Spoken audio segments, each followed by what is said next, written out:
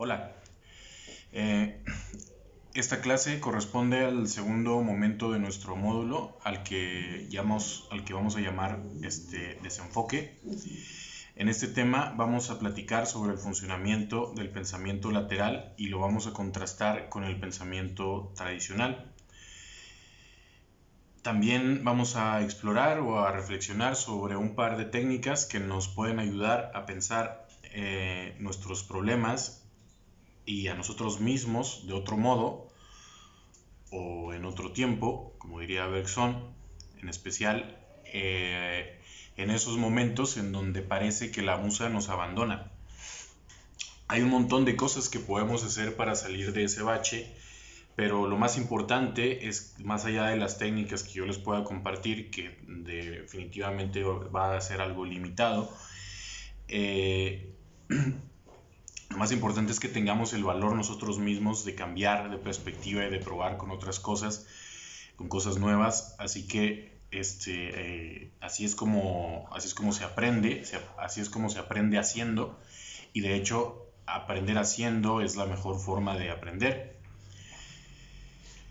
Pero bueno, la teoría principal que el programa del curso nos propone estudiar es la teoría de Edward de Bono, que se conoce como la teoría del pensamiento lateral. Se trata de una teoría sobre el funcionamiento de la creatividad que tiene algunos puntos interesantes que vale la pena que exploremos, sobre todo porque en alguna parte de los módulos siguientes lo van a retomar, por lo menos de acuerdo con el programa del curso. Pues bien, Edward de Bono propone su teoría del pensamiento lateral como una metodología sintética o esquemática para desarrollar la creatividad de las personas, y está orientada a las dinámicas empresariales principalmente, que es donde se aplica regularmente y por lo que ahora de Bono tiene mucho dinero. Si algo tenemos que reconocerle a de Bono, pues es haber sabido elegir su nicho de mercado. Las ideas que desarrolla de Bono en sus libros, conferencias o seminarios parten de la idea básica de que los niños ejercen su creatividad de una forma mucho más intensa que los adultos. Y bueno, eso lo sabemos todos, ¿no? Los niños están todo el tiempo usando su imaginación y de hecho la mayoría del tiempo pues viven en un mundo de fantasía. En una gran medida, esta diferencia entre niños y adultos se podría explicar si consideramos que la manera en que los niños viven su vida no está tan contaminada o tan condicionada como la de los adultos por las ideas que nos va inculcando la sociedad mediante las diversas instituciones de aprendizaje. Principalmente la familia y la escuela, pero también los amigos y ahora hasta los influencers en internet. El caso es que de Bono estudia la psicología de los niños y utiliza sus resultados como la base sobre la cual diseña sus cursos sobre la creatividad. En otras palabras, su intención o su objetivo consiste en ofrecernos algunas estrategias para recuperar esa creatividad que teníamos cuando niños y que las peripecias de la vida nos han ido arrebatando poco a poco. De Bono entiende a los niños entonces como si fueran filósofos, o sea, como expertos pensadores, tanto por la rapidez con la que son capaces de aprender muchísimas cosas como por el alcance de su curiosidad, y explica que esa capacidad y esas habilidades no se desarrollan con la educación. Al contrario, que la educación hace que la creatividad se vaya diluyendo y erosionando con el tiempo. En especial cuando los sistemas educativos, como platicamos la reunión pasada, suelen estar orientados pues básicamente a transmitir conocimientos y a egresar de sus instituciones a meros técnicos y funcionarios. Podemos decir que el valor que tiene la teoría del pensamiento lateral se encuentra justamente ahí, en la medida en que nos permite desarrollar otra clase de habilidades más allá del conocimiento o de las habilidades mecanizadas. Vamos entonces a explicar a grandes rasgos en qué consiste esta técnica, o vamos a explicarlo mediante ejemplos, que es la mejor manera de entenderla. Y luego vamos a terminar con una serie de reflexiones que nos propone el mismo autor, que a lo mejor yo espero que nos ofrezcan por lo menos un pequeño marco para conversar sobre su propuesta.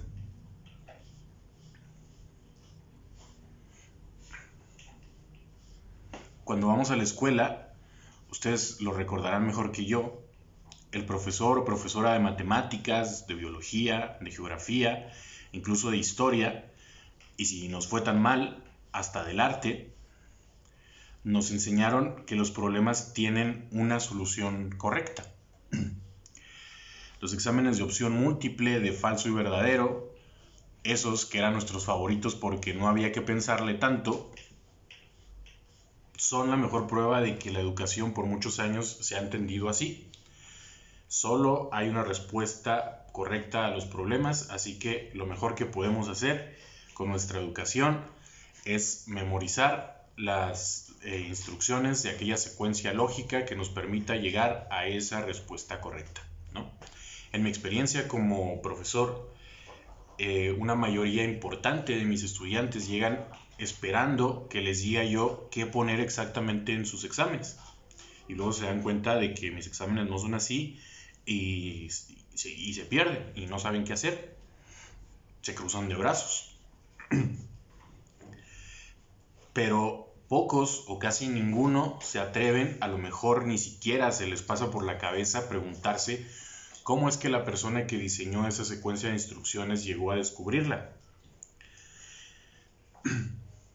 Sin embargo, la verdad es que ni siquiera en aquellos problemas que creemos que son directos, o sea, en los que las cosas son o no son, como en las matemáticas o cuando aprendemos idiomas de una manera tradicional, ni siquiera en esos casos resulta que solamente puede haber una respuesta correcta. Les voy a proponer el siguiente ejercicio que me fusilé un poco de internet. En los comentarios les voy a poner el video original por si lo quieren revisar. Yo lo voy a variar un poquito, pero pues básicamente el planteamiento que yo les voy a hacer es el mismo planteamiento que se pone ahí en ese video, que les voy a dejar ahí en la descripción del video. Bueno, imagínense ustedes que tengo 6 Pokémones en una caja. Y como 6 de ustedes me caen muy bien, les voy a regalar un Pokémon a cada uno. Después yo les pregunto cómo es posible o cómo sería posible que después de que cada uno se llevó a su Pokémon, nos quede todavía uno en la caja.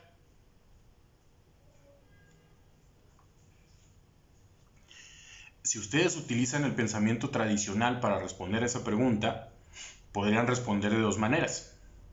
La primera sería lo que De Bono llamaría pensamiento vertical, que es la lógica de la aritmética simple, la lógica de las matemáticas tradicionales, digamos, ¿no? Las matemáticas básicas.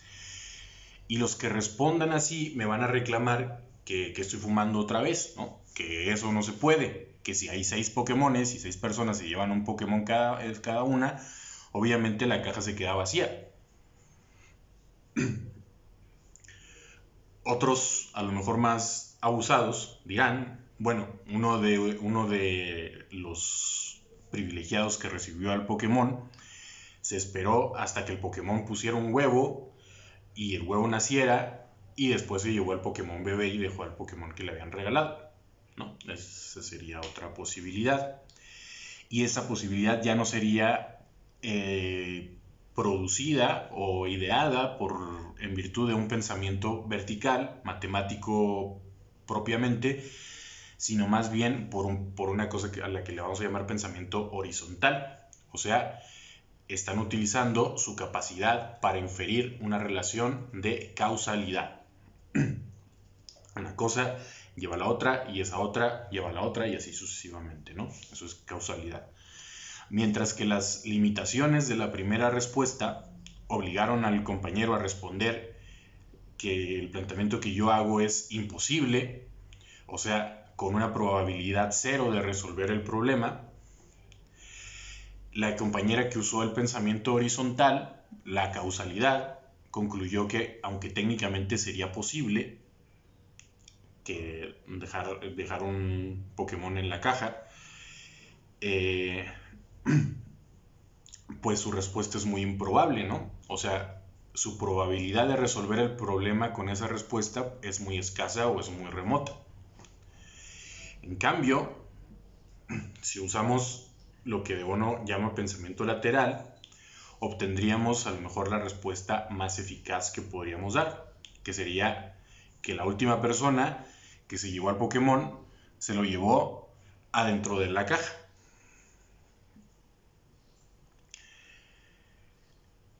Aunque el razonamiento sigue siendo lógico, para resolver el problema no recurrimos ni a la lógica de las matemáticas ni a la de la causalidad, sino más bien a nuestra experiencia de la vida. En otras palabras, nuestro pensamiento no está funcionando de forma tradicional, sino de forma creativa, justamente, ¿no? Cuando jugamos ajedrez, por ejemplo, las facultades más importantes que utilizamos no son las facultades de un cálculo matemático, porque las variables en un juego de ajedrez se vuelven tan complejas que para un ser humano promedio resulta imposible calcular ni siquiera la mitad de las opciones que se podrían calcular. Lo que hacemos entonces es recurrir al pensamiento lateral.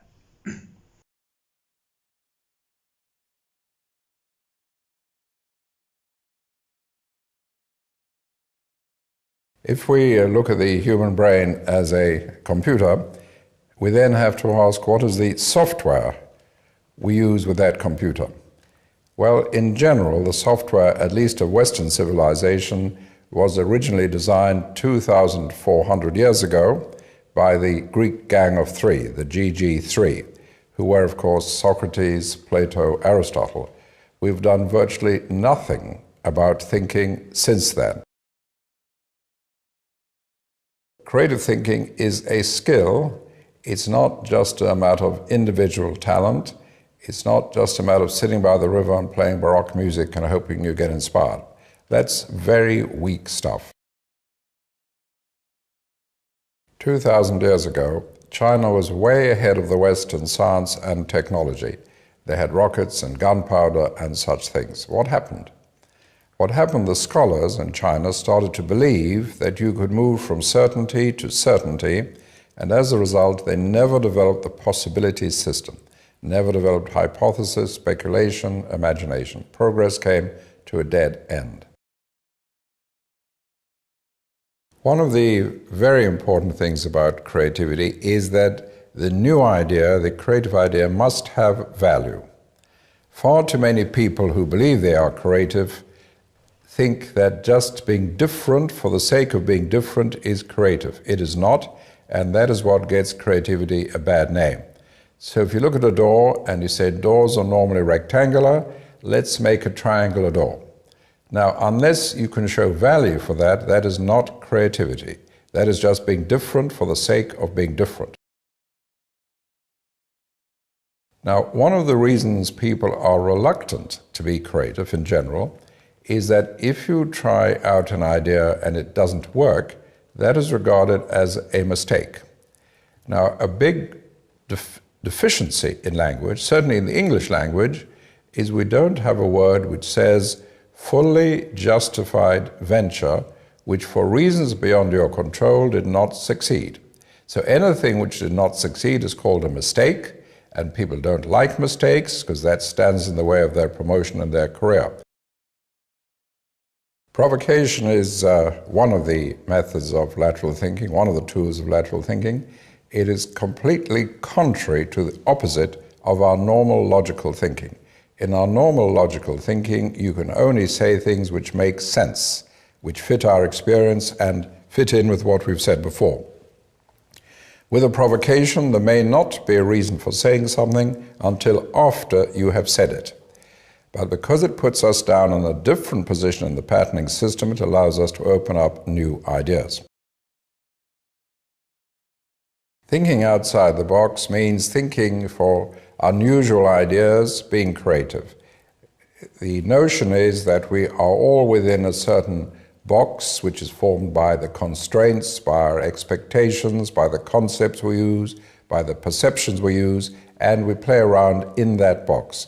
So thinking outside the box means escaping from, breaking out of the box to change concepts, change perceptions, change constraints, change rules, and develop new ideas. It means developing an idea which would not have been expected in our usual behavior, in our usual thinking. So it's just another term for creative thinking, unusual thinking, or lateral thinking. I prefer the term lateral thinking because that is very specifically defined in system terms, which means moving across from the main pattern to a side pattern, which once you're there, in hindsight, you can link up with your starting point. But thinking outside the box is a general term meaning unusual ideas, ideas which would not have arisen within the box of your usual thinking. Cuando vemos películas sobre personajes que se encuentran compitiendo por ver quién es más inteligente, lo que en prácticamente todos los casos estamos evaluando no es en realidad su inteligencia matemática o su inteligencia causal, o a lo mejor un poquito de la inteligencia causal sí, pero lo más importante es que estamos evaluando su pensamiento, el pensamiento lateral de los personajes, o sea, la creatividad con la que le dan vuelta a las situaciones que plantea su adversario. Les pido perdón si el ejemplo que les voy a poner va a spoilearles la experiencia, pero esta serie ya tiene un montón de tiempo que salió y si no la han visto, pues es que es culpa de ustedes. Los que vieron la serie española que se llama La Casa de Papel recordarán que una de las enseñanzas principales que nos deja esa historia es que por más genio que seas, no puedes tener todo bajo control. Por más perfecto y calculado que esté tu plan, el azar existe y te va a tomar por sorpresa. Por ejemplo, ustedes recordarán aquel momento cuando la policía capturó a Raquel Murillo porque al profesor le falló el cálculo y no consideró que Raquel no iba a poder subir un árbol para esconderse de la policía. Ese error le provocó al profesor justamente un bloqueo creativo. Después de que se recuperara,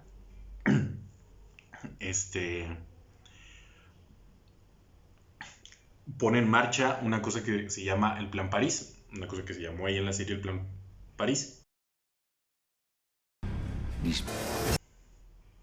Vean ustedes que lo interesante de la maniobra que acabamos de recapitular, por lo menos de algún modo, es que es una combinación entre improvisación y cálculo. Es decir, aunque me puedan decir ustedes que el cálculo de la secuencia de las acciones y el timing de los pasos a seguir para realizar exitosamente una operación de rescate como esa es básicamente un cálculo matemático muy complejo, la consideración precisa de un montón de variables que a todo mundo se le escaparían. La verdad es que todo eso no es más que la puesta en práctica de una idea original, desarrollada, sin la cual no hubiese podido haber ningún otro cálculo, o sea, sin la cual no hubiese podido haber todo este despliegue de especulación matemática. Por supuesto, esto es una ficción y en la vida real los bloqueos creativos no se resuelven tan fácil ni tan elegantemente. Sin embargo, los artistas han desarrollado a lo largo de la historia algunas estrategias para romper ese círculo vicioso que es el bloqueo creativo, lo cual ocurre, según Edward de Bono, porque nos limitamos a considerar el problema que tenemos exclusivamente mediante el pensamiento tradicional, sea lógico, matemático o causal. De las estrategias que existen para cambiar ese chip del pensamiento tradicional y movernos a eso que le estamos llamando pensamiento lateral, les quiero hablar rápidamente de dos de las estrategias que a mí me parecen o que a mí me han parecido a lo largo de mi trayectoria como artista,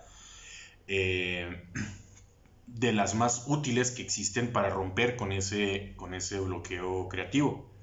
Una de ellas está pensada muy específicamente para romper con el bloqueo del escritor, mientras que la otra está diseñada sobre todo para los músicos, pero en realidad nos sirve a todo mundo.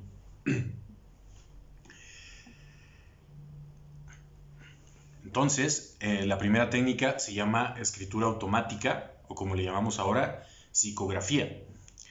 La psicografía es una técnica de escritura cuya invención se atribuye normalmente a los poetas surrealistas por ahí de la década de 1920, que consiste en producir palabras escritas, pero sin realizar un proceso de escritura consciente, de tal modo que el origen de esas palabras provenga de una fuente externa. El surrealismo, a lo mejor algunos de ustedes lo saben, es un movimiento artístico que se inspira en las propuestas del psicoanálisis de Sigmund Freud para desarrollar una terapia de autosanación basada en la interpretación de los sueños y el inconsciente. El surrealismo retoma esa premisa y la convierte en una metodología artística, por lo que más que basarse en principios de calidad determinados por una técnica en particular, como normalmente son las técnicas artísticas o los movimientos artísticos, el único objetivo que perseguían los surrealistas era el de liberar al inconsciente de las ataduras a las que está sometido por los mecanismos de defensa y de regulación de la conducta de nuestras operaciones racionales y conscientes. Entonces, cuando los surrealistas desarrollan la escritura automática, es porque la fuente externa particular que a los surrealistas les interesa buscar en esa escritura es justamente la fuente del inconsciente. Pero la psicografía también puede buscar otra clase de recursos, de fuentes, de suministros,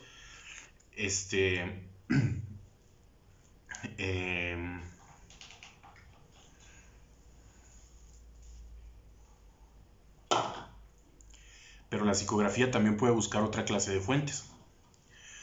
Por ejemplo, es una técnica que también utilizan mucho los videntes para comunicar pensamientos sobrenaturales o de personas ya fallecidas, o simplemente la técnica puede usarse para dejar que la fuente de suministro de esas palabras sea el azar mismo.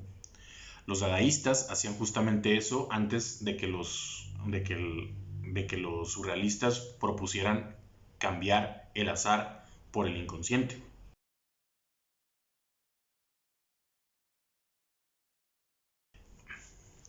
Entonces, dependiendo de la fuerza que se busque desbloquear, el diseño específico de la escritura automática tiene diferentes variaciones.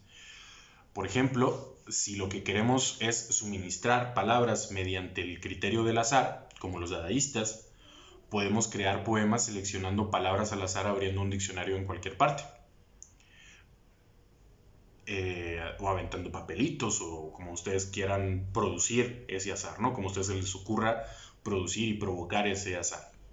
Cuenta la leyenda que la misma palabra dada, que da nombre al movimiento de los dadaístas, se erigió utilizando justamente esta técnica de escritura automática. Los surrealistas, por otra parte, utilizaban fundamentalmente dos técnicas de escritura automática diferentes. La primera consiste en escribir más rápido de lo que podemos hilar cualquier oración coherentemente. Esa es una técnica muy difícil de dominar porque requiere tanto de una habilidad de escritura muy mecanizada y muy acelerada, y por otra parte requiere también de un altísimo nivel de concentración para mantener en la mente lo más blanco y libre posible, lo más en blanco y libre posible, impidiendo que las operaciones racionales tomen las riendas del ejercicio que estamos haciendo. Se puede ir mejorando si la técnica se repite diariamente, pero no deja de ser de todos modos un ejercicio con un alto nivel de exigencia mental. La otra forma de hacer escritura automática surrealista consiste en preparar una libreta y un bolígrafo junto a la cama y escribir lo que surja de la mente inmediatamente después de despertar de uno de esos sueños típicos de los que no terminamos de salir, incluso cuando ya abrimos los ojos. También este es un ejercicio que exige práctica porque en los primeros intentos lo más probable es que el soñador esté demasiado aturdido como para acordarse de la técnica.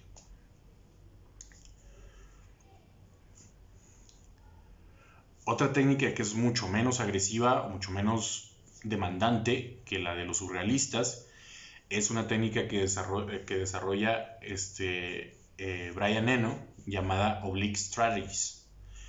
Para quienes no les suene el nombre, Brian Eno es un músico y teórico que es mejor conocido por sus desarrollos en la música electrónica ambiental. Aquí podemos escuchar un poquito de sus ideas. I think although great new ideas are usually articulated by individuals, they're nearly always generated by communities. And I think what I see as the waste is the waste that we make of that possibility of cooperative intelligence. Being an artist, you hear a lot of talk about genius, which is the process of singling out certain people in art history and saying those were the important ones, Picasso, Rembrandt, Shostakovich, whatever. Whenever you look at any of those artists, you find that they lived and drew from a very, very active, flourishing cultural scene. And they were only one of the elements in that scene. All these people who are called genius actually sat in the middle of something that I call scenius, S-C-E-N-I-U-S. So just as genius is the creative intelligence of an individual, scenius is the creative intelligence of a community. And what I want to see is more attention given to that possibility of creative behavior. So what that means, of course, is two things. One of them is the understanding that all people are born unequal, so everybody has a particular and unique set of gifts and talents, whatever they are. And secondly, that intelligence is generated by communities, by cooperation of some kind. So I suppose the thing about the biggest obstacle to that at the moment is that people have to earn a living. I often get asked to come and talk at art schools, and I rarely get asked back because the first thing I always say is, I'm here to persuade you not to have a job. And the professors always look a bit nervous at that point, since they often consider that their task is to somehow smooth you into a job. So my first message to people is try not to get a job. That doesn't mean try not to do anything. It means try to leave yourself in a position where you do the things that you want to do with your time, and where you take maximum advantage of whatever your possibilities are. And I suppose the obstacle is that, of course, most people aren't in a position to do that. So I want to do anything to work to a future where everybody is in a position to do that. I should say that in terms of basic income, I probably know less about the subject than anybody else here. But what I do know is that the concept is the closest thing I've heard to achieving.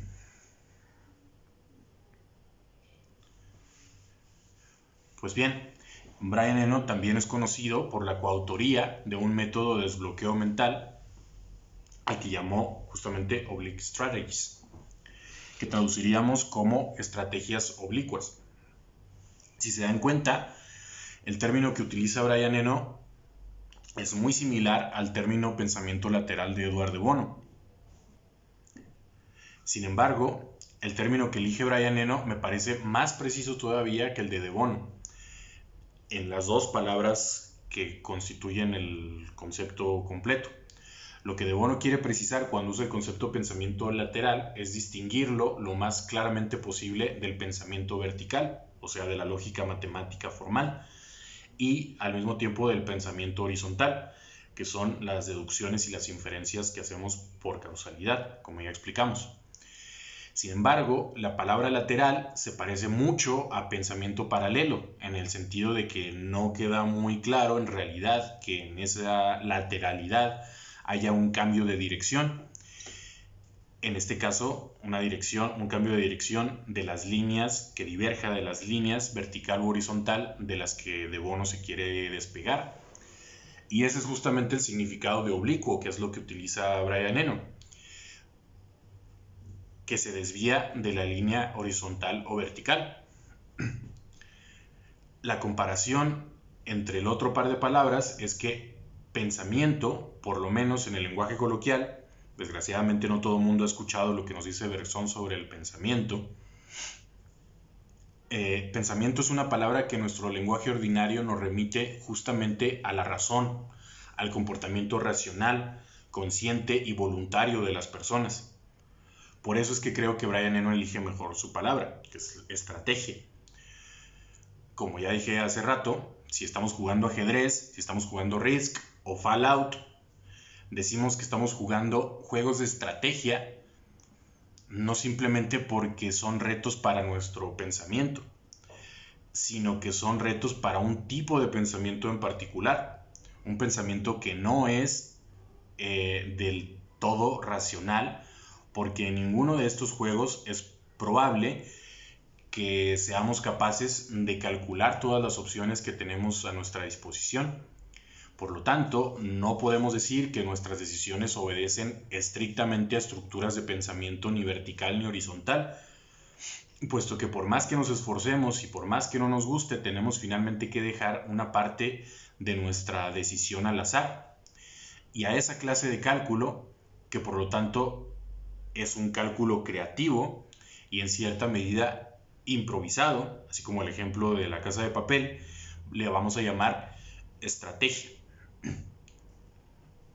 Y por eso Oblique Strategies me parece un término, por lo menos en estos términos que estamos discutiendo aquí, mucho más preciso para hablarnos del funcionamiento de la creatividad que el mismo término de Bono, ¿no? O sea, aquí a lo mejor estoy cometiendo un sacrilegio teórico, pero yo apuesto más por la propuesta de Brian Eno. Pero ¿en qué consiste esa técnica? ¿En qué consiste lo que nos dice Brian Eno con las Oblique Strategies? Bueno, como anécdota nada más, como ya dije al principio, Eno es solamente coautor de este juego, no sé si lo notaron. De hecho, la idea original no era de Brian Eno, sino de su amigo Peter Smith. Peter Smith fue el primero que hizo el experimento. Él guardaba en una caja post-its con frases que le parecían inspiradoras para leerlas cuando atravesaba por una etapa de bloqueo mental. Entonces, Brian Eno se enteró de esto y le tomó prestada la idea e hizo él lo mismo con sus propias tarjetitas, que luego los dos se llevaban a los estudios de grabación. Entonces, a mediados de los años 70, los dos juntan sus cartas, sus mazos de cartas, y hacen un solo mazo de cartas al que le llaman justamente Oblique Strategies. Y bueno, ¿qué contienen esas cartas? Cada carta tiene una frase que proviene de toda clase de lugares. Proverbios o mantras orientales, pensamientos optimistas, indicaciones ambiguas o también ideas muy específicas sobre los procesos musicales de grabación. Pero con un par de clics podemos entender muy bien lo que querían decir, y entonces en realidad cualquier persona puede usar la baraja de Brian Eno. El modo en que se utiliza Oblique Strategies, como cualquier juego, tiene sus reglas. La primera es que solo se puede utilizar en 3 situaciones específicas. O sea, para que funcione bien, no se puede estar sacando por cualquier cosa. La primera situación es justamente si tenemos un bloqueo creativo y no se te ocurre nada. La segunda es si tienes que elegir entre 2 opciones y no sabes cuál de las 2 elegir, o cuál de las 2 te conviene más. Y la última posibilidad o la última situación en la que puedes usar la baraja es si no te gusta el modo en que está resultando la estrategia que estás implementando en ese momento. La segunda regla es que debes elegir una carta al azar. sin hacer trampa.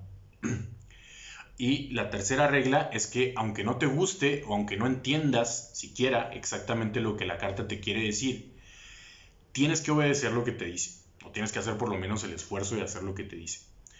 Porque si no te gusta y la cambias por otra carta y por otra y por otra y por otra hasta que te guste, entonces pues solamente te estás engañando a ti mismo o a ti misma para tomar la misma decisión que hubieras tomado si no hubieras hecho el ejercicio. Una vez que hiciste lo que la carta te dice y si sigue sin gustarte lo que estás haciendo, pues puedes tomar otra carta o hacer lo que quieras. Pero lo importante, como puedes ver, es que si sigues las reglas del juego de Brian Eno, te obligas, en primer lugar, a hacer algo. O sea, a no quedarte sentado esperando que las musas te iluminen. Porque, como vamos a ver en el próximo tema, sin acción no hay inspiración ni creatividad. En segundo lugar, seguir las reglas del juego te obliga también a hacer cosas que de otro modo muy probablemente no hubieras hecho. Y aunque no obtengas a la primera un buen resultado, por lo menos ya estás en un camino diferente. Y de eso se trata finalmente el problema del bloqueo creativo. De que uno se cicla en la misma forma de pensar y no sabe luego cómo salir de ahí por sí solo.